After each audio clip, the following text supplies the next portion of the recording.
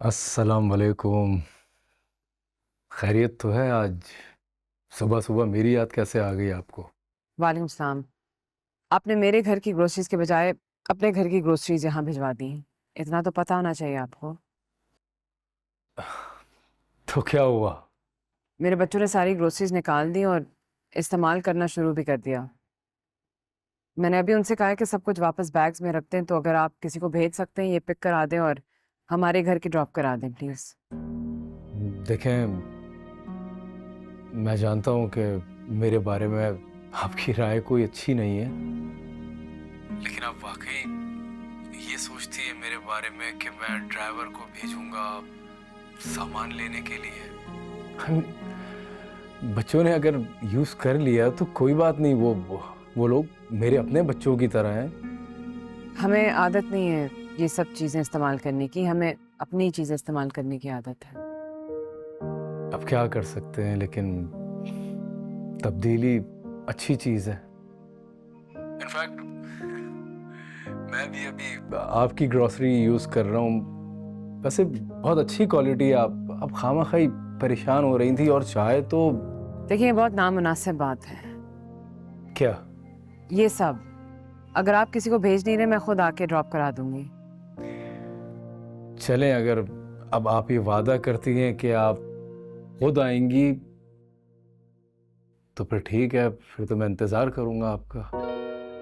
तुम इंतहाई अभी। वैसे अच्छा लगा ये आपके मुंह से तुम सुनकर। एक बार प्लीज दोहराएंगे आप ये?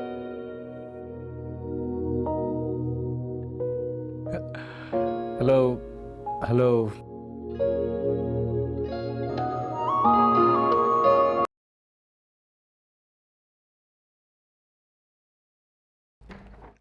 अस्सलाम वालेकुम अंकल। वालेकुम सलाम। भाई डिस्टर्ब तो नहीं किया नहीं तुमको नहीं, मैंने? आप कभी डिस्टर्ब नहीं कर सकते, प्लीज अंदर आए। कैसे हैं? बिल्कुल ठीक। तुम बताओ कैसे हो? अल्लाह का करम, बिल्कुल ठीक। आंटी कैसी है?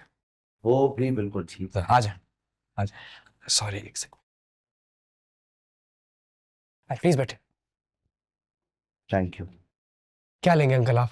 मैं कुछ नहीं। अरे नहीं, प्लीज प्लीज कुछ कुछ तो ले लें। मैं वो घर पे काम कर रहा था, घर पे कोई है नहीं, लेकिन आप हुक्म करें, क्या लेंगे प्लीज।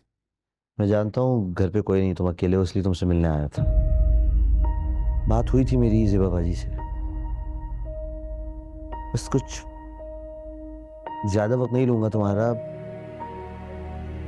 कुछ बातें करना चाहता हूँ तुमसे।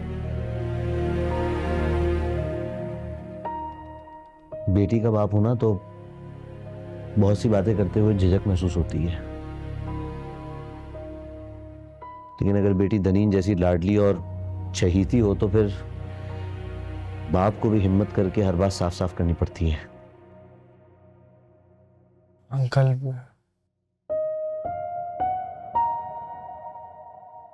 सुबह जानते हो मैं तुमसे क्या बात करना चाहता हूँ। मेरी बेटी में ऐसा क्या नुक्स है कि तुम उसको अपनी जिंदगी का साथी नहीं बनाना चाहते हो? बताओ।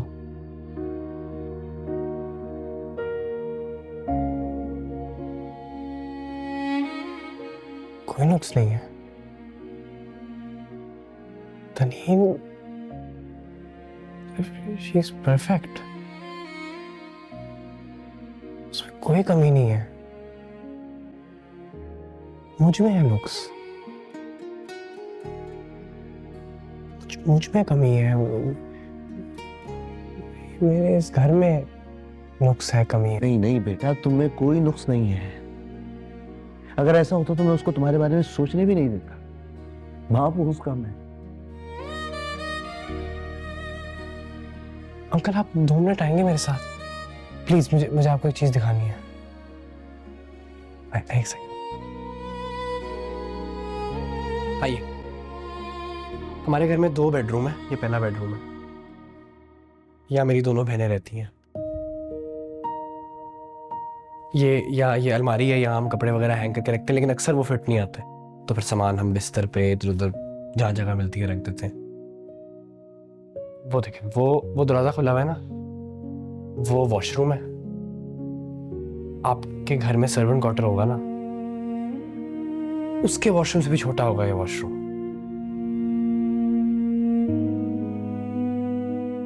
आए, अभी टोर बाकी है काफी। आ जाए।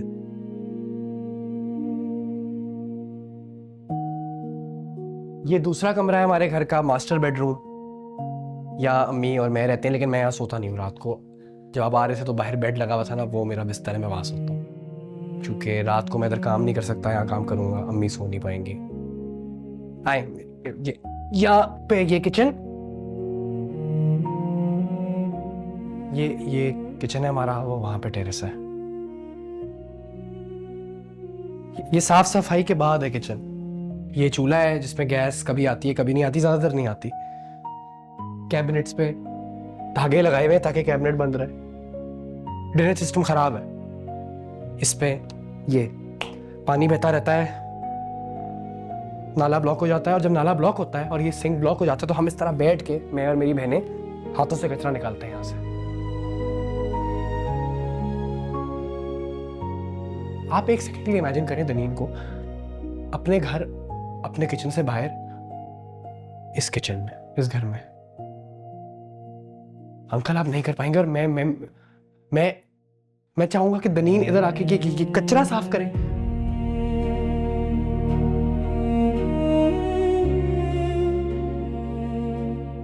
ये है हमारा किचन, हमारा घर, कल हमारी जिंदगी। आ जाए।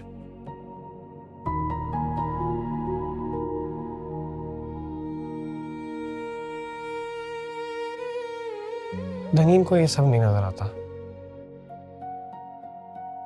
मुझे आता है नजर। दनीन आती है मेरे घर पे, मेरे बहनों के साथ टाइम स्पेंड करती है, एक दो बार कभी रात भी गुजार लेती है, और वो लोग बहुत एंजॉय करते हैं। पर अंकल, एक दो दिन गुजारने में और जिंदगी गुजारने में तो बहुत फर्क है ना। नहीं रह पाएगी वो नहीं रह पाएगी यहाँ, परेशान हो जाएगी, और जब वो परेशान होगी तो मैं परेशान होऊंगा, मेरी बहनें, मेरी माँ परेशान होगी। आपको मैंने दिखाया है 2 बेडरूम है घर में, तीसरा बेडरूम नहीं है। 3 बेडरूम वाला घर मैंने लेना है, और वो लेने में भी बड़ी मेहनत लगनी है, भी बड़ा टाइम लगना है। मैं कैसे उसको दावे दे के बांध दूं अपने साथ। दनीन आपकी इकलौती बेटी है, आपको इतनी अजीज है। मुझे भी बहुत अजीज है दनीन। बचपन से आ रही है मेरे घर, मेरा बचपन गुजरा है उसके साथ। मैं कैसे उसका बुरा चाह सकता हूँ।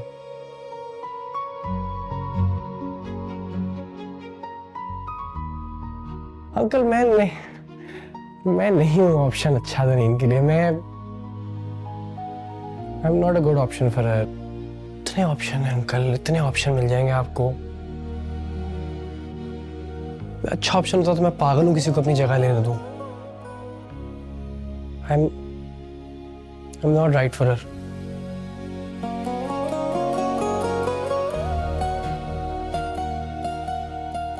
और कुछ कहना है तुम्हें?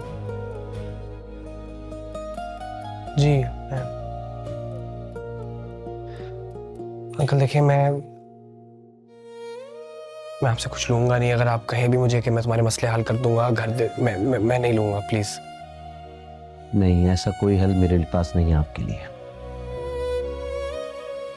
हाँ, मैं अपनी जिंदगी से मुताल्लिक कुछ बातें जरूर करना चाहता हूं आपसे।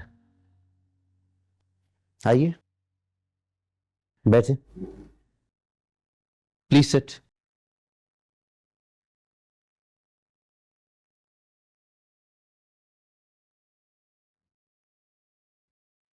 देखो, मैंने बहुत खामोशी से सारी बातें सुनी है।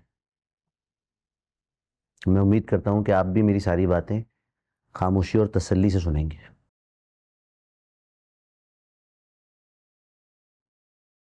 आपको पता है, मैंने अपनी जिंदगी की शुरुआत एक रेहड़ी से की है, ठेले से। प्लास्टिक का सामान बेचा करता था उस पर। गुर्बत इतनी थी कि वालिद साहब इसके अलावा कोई काम करवा भी नहीं सकते थे। तालीम भी ऐसी जैसे पूरी की है बस। ऐसे ही एक दिन प्लास्टिक का सामान बेचते बेचते तुम्हारी आंटी पर नजर पड़ गई।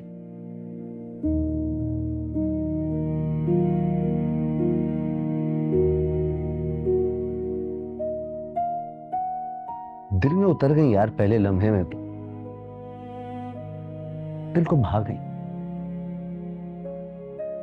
लेकिन वो थी मोहल्ले के सबसे अमीर आदमी की बेटी, 2 मंजिला मकान वाला घर। एक रेडी वाला कैसे हिम्मत कर सकता था उनके घर रिश्ता भेजने की।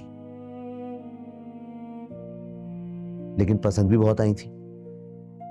पता नहीं मेरी क्या खुशकिस्मती थी कि मैंने जुर्रत करके उनसे अपने दिल की बात कह दी। तुम्हें पता होगा कम उम्र लड़कियां तो भोली मासूम होती हैं ना, बेवकूफ होती हैं।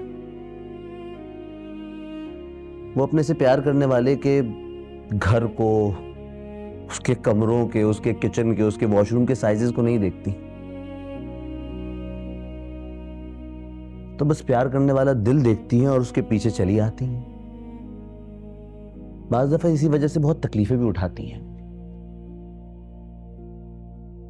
उसके अब्बू तो मुझसे शादी करने पर तैयार ही नहीं थे। उसकी ऐसी ऐसी शर्तें रखी उन्होंने, ये भी चाहिए, वो भी चाहिए, ये भी लाओ, वो भी लाओ। 5 साल गुजर गए, कुछ नहीं कर सका मैं, बल्कि मेरे हालात और खराब हो गए। मैंने भी वही किया जो तुम कर रहे हो। मैं शैला के पास गया, उसे कहा कि मैं उसके लिए ठीक इंसान नहीं हूं। जिससे उसके वालिद चाहते हैं उसको उससे शादी करनी चाहिए। मैंने उसको समझाया, लेकिन वो कहीं और शादी करने को तैयार ही नहीं थी। मैं उसे कस्में देता रहा कि मैं उसके लिए सही इंसान नहीं हूं। वो रोती रही और हमारी यही बातें उसके वालिद ने सुन ली।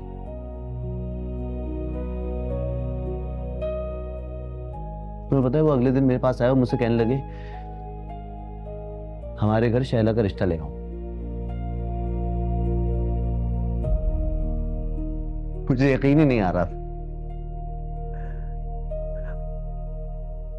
मुझे लगा शायद मैं मेहनती हूं, मैं सच्चा हूं, मैं मुखलिस हूं।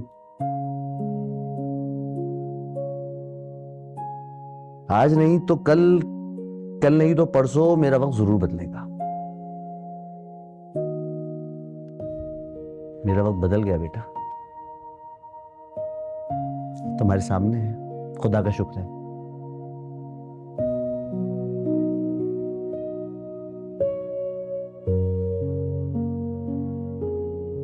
आज भी मैं सोचता हूं कि अगर शैला से मेरी शादी ना हुई होती तो मैं वहीं उसी रेडी पर अपनी जिंदगी को घसीट रहा होता।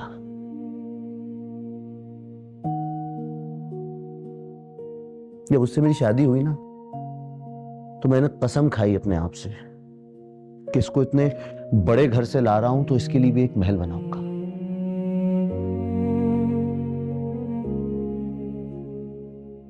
और अल्लाह ने साथ दिया। और देखो,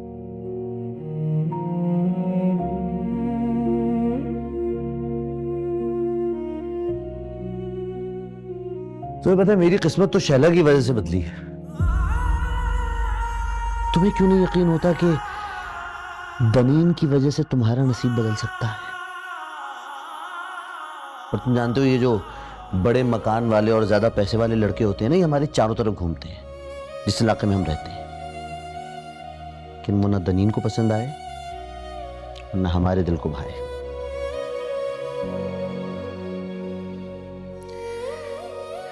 क्योंकि हमारे दिल को तो शुबुक भा गया है। अब वो हमसे जितना इंतजार करवाए, सारी जिंदगी इंतजार करवाए, हम इंतजार करने को तैयार हैं। खबर क्यों हो गया है दिल पे असर, अब हो गया है ये जाने कितने गम छुपे हाथों की लकीरों में, अपने भी गैर लगे कैसे मैं कहूँ। इश्क दी मारी पिया साथ छोड़ना वे, हमसे जो भूल हुई है कुछ तो बोलना।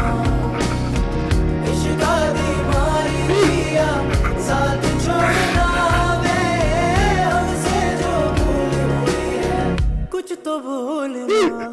कई जंगल दौड़े पैंदे ने, कई दोज़ख लंघने पैंदे ने, जेड़ा आशिक बन के सुख ढूंढे ओदी किस्मत विच दीदार भी नहीं। मागी जद पुछे आए हाल मेरा वग पे पर नाल अंजुआ दे मैं रह सकिया खामोश भी नहीं, कुछ कर सकिया इजहार भी नहीं।